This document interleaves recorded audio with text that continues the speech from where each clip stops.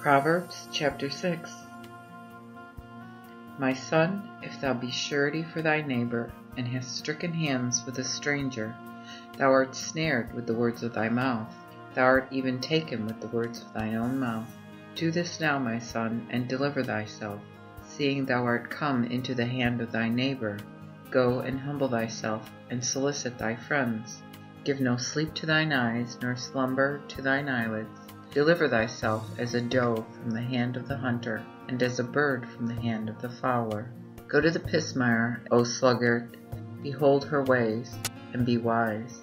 For she, having no guide, governor, nor ruler, prepareth her meat in summer, and gathereth her food in harvest. How long wilt thou sleep, O sluggard? When wilt thou arise out of the sleep? Yet a little sleep, a little slumber, a little folding of the hands to sleep. Therefore thy poverty cometh as one that travelleth by the way, and thy necessity like an armed man. The unthrifty man and the wicked man walketh with a froward mouth.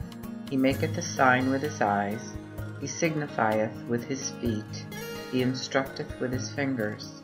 Lewd things are in his heart. He imagineth evil at all times, and raiseth up contentions. Therefore shall his destruction come speedily. He shall be destroyed suddenly, without recovery. These 6 things doth the Lord hate. Yea, his soul abhorreth 7, the haughty eyes, a lying tongue, and the hands that shed innocent blood, and heart that imagineth wicked enterprises, feet that be swift in running to mischief, a false witness that speaketh lies, and him that raiseth up contentions among brethren. My son, keep thy father's commandment, and forsake not thy mother's instruction. Bind them always upon thine heart, and tie them about thy neck. It shall lead thee when thou walkest, it shall watch for thee when thou sleepest, and when thou wakest, it shall talk with thee.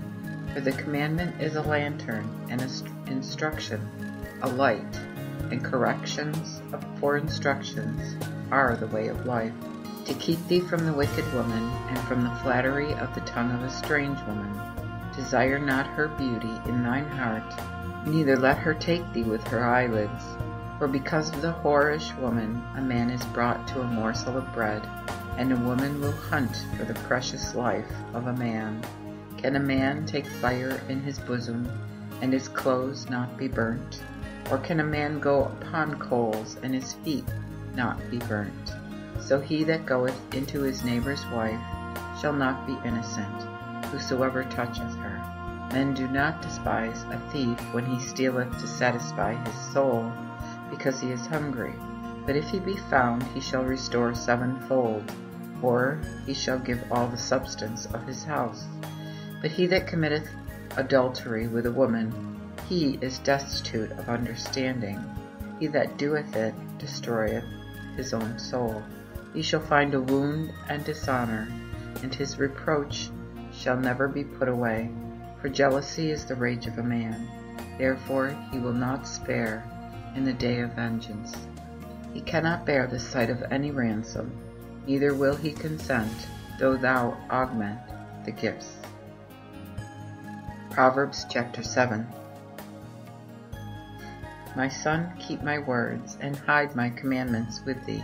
Keep my commandments, and thou shalt live, and mine instruction as the apple of thine eyes.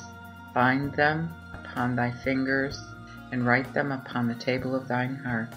Say unto wisdom, Thou art my sister, and call understanding thy kinswoman, that they may keep thee from the strange woman, even from the strange that is smooth in her words.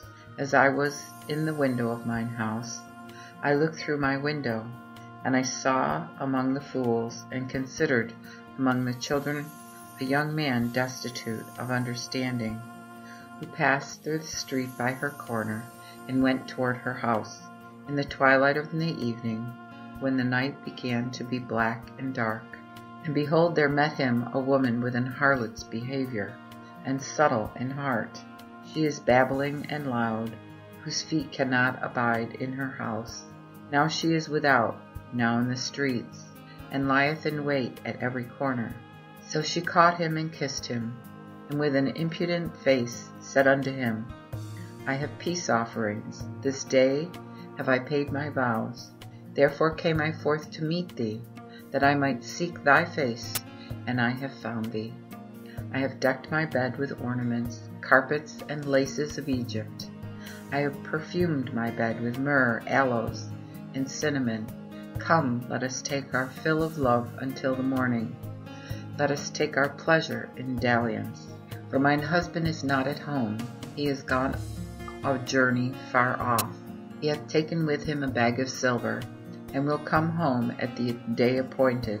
Thus with her great craft she caused him to yield, and with her flattering lips she enticed him.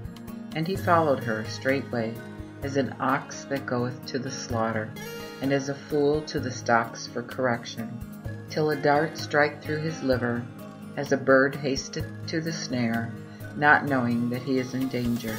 Hear me now, therefore, O children, and hearken to the words of my mouth. Let not thine heart decline to her ways. Wander thou not in her paths, for she hath caused many to fall down wounded, and the strong men are all slain by her. Her house is the way unto the grave, which goeth down to the chambers of death.